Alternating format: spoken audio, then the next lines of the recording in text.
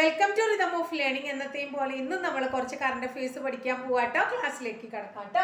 നോക്കൂ, അഹോം ജനറൽ ആയിരുന്ന ബോർഫുഗന്റെ 125 അടി ഉയരമുള്ള വെങ്കല പ്രതിമ പ്രധാനമന്ത്രി നരേന്ദ്രമോദി അനാച്ഛാദനം ചെയ്തത് എവിടെ? എന്താ സംഭവം? അത് നിങ്ങൾക്ക് കേൾക്കുമ്പോൾ മനസ്സിലാവുണ്ടോ വല്ലതും? അതായത് അഹോം ജനറൽ, അഹോം എന്ന് പറഞ്ഞ ഒരു രാജവംശമാണ്. അസമിൽ ഭരണം നടത്തിയിരുന്ന ഒരു രാജവംശം. ഇപ്പൊ തിരുവിതാംകൂർ രാജവംശം, കൊച്ചി രാജവംശം എന്നൊക്കെ നമ്മൾ പഠിക്കില്ലേ, അതുപോലെ തന്നെ ഒരു രാജവംശമാണ് അഹോം രാജവംശം. ഇവരുടെ ലേറ്റസ്റ്റ് ആയിട്ട് ഇവരുമായിട്ട് റിലേറ്റഡ് ആയിട്ട് വേറൊരു കറണ്ട് അഫയേഴ്സും കൂടി ഉണ്ടായിരുന്നു. മോയിദംസ് എന്ന് പറഞ്ഞിട്ട് നമ്മൾ പഠിച്ചിട്ടുണ്ട്. യുനെസ്കോ ഹെറിറ്റേജ് ലിസ്റ്റിൽ ഉൾപ്പെട്ടിട്ടുള്ള പൈതൃക കേന്ദ്രങ്ങളിൽ മോയിദംസ് പഠിച്ചിട്ടുണ്ട്. എന്താ അറിയോ മോയിദംസ്? ഈ അഹോം രാജാക്കന്മാരുണ്ടല്ലോ, അവിടുത്തെ ഭരണാധികാരികളുടെ മൃതദേഹങ്ങൾ സംസ്കരിച്ചിരിക്കുന്ന സ്ഥലത്തിന്റെ പേരാണ് മോയിദംസ്. ശ്മശാനക്കുന്നുകൾ എന്നാ പറയാ. അതെവിടെയാണ്? അസമിലാണ് കേട്ടോ.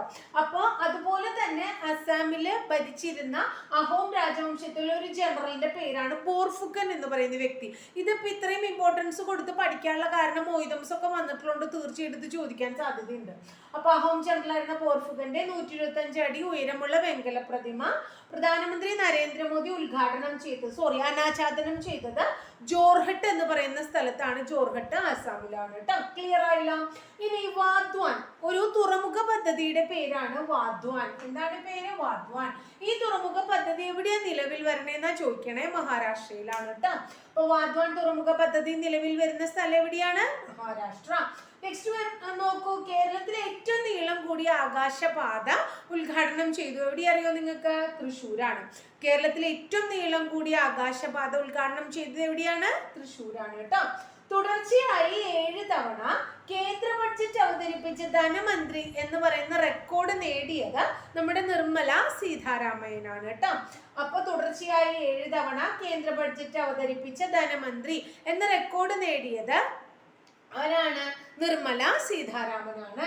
ഏഷ്യയിലെ തന്നെ ആദ്യത്തെ അന്താരാഷ്ട്ര സഹകരണ മ്യൂസിയം നിലവിൽ വരുന്നത് എവിടെയാണ്? കോഴിക്കോട്.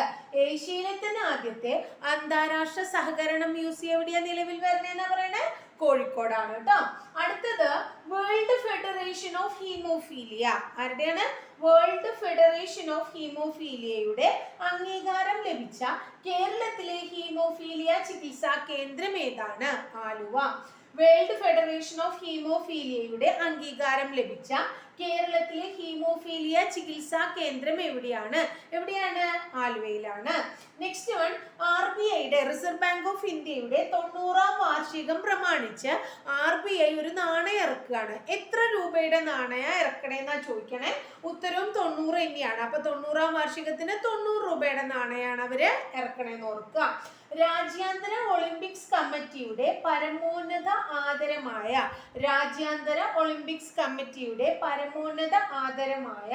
ഒളിമ്പിക്സ് ഓർഡർ ലഭിച്ച ആദ്യത്തെ ഇന്ത്യക്കാരൻ ആരാണ്?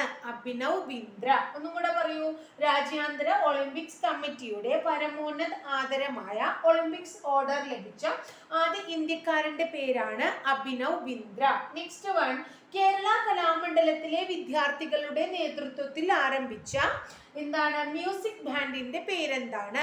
കേരള കലാമണ്ഡലത്തിലെ വിദ്യാർത്ഥികളുടെ നേതൃത്വത്തിൽ ആരംഭിച്ച മ്യൂസിക് ബാൻഡിന്റെ പേരെന്താണ്? എന്താ പേര്? അരഗവ്യൂഹം. എന്താണ് പേര്?